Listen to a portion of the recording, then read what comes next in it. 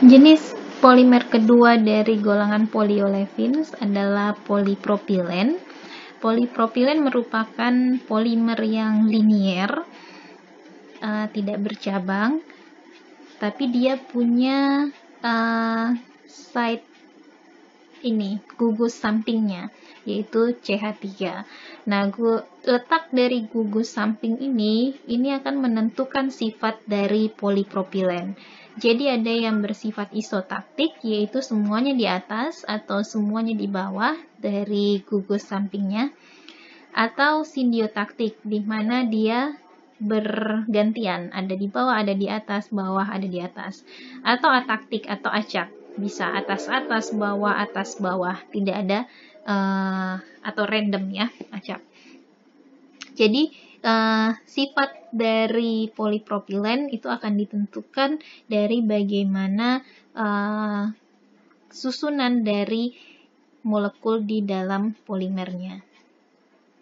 Polipropilen secara umum dia punya sifat highly crystalline, tingkat kristalinitasnya tinggi, dia resisten terhadap bahan-bahan kimia dan juga panas, tapi transparansinya itu buruk. Jadi polipropilen kalau normalnya dia tidak transparan, akan tetapi ada cara pengolahan yang disebut biaxially oriented, itu bisa mengatur serat-serat pada polimer polipropilen sehingga dia menjadi transparan.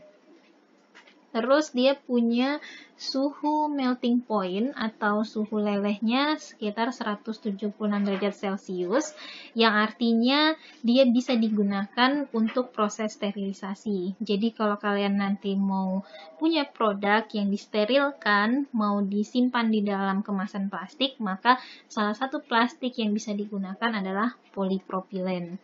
Dan juga bisa tahan di microwave. Jadi jangan juga melihat ada orang memanaskan makanan menggunakan plastik di microwave terus dibilang oh itu tidak aman. Belum tentu, tergantung jenis plastiknya. Terus tentang permeabilitasnya dia lebih baik dibandingkan polyethylene. Terus akan tetapi polipropilen ini kurang baik untuk produk-produk yang disimpan di suhu rendah karena TG-nya atau glass transition temperature-nya itu antara minus 20 sampai 10 derajat Celcius. Nah, kalau sudah sekitar 10 derajat Celcius artinya di suhu beku dia akan menjadi rapuh di bawah suhu TG. Ingat, kalau di bawah suhu TG maka plastik menjadi rapuh. Sensitif polipropilen termasuk plastik yang sensitif terhadap oksidasi pada suhu tinggi. Jadi biasanya polipropilen itu juga ditambahkan antioksidan di dalamnya.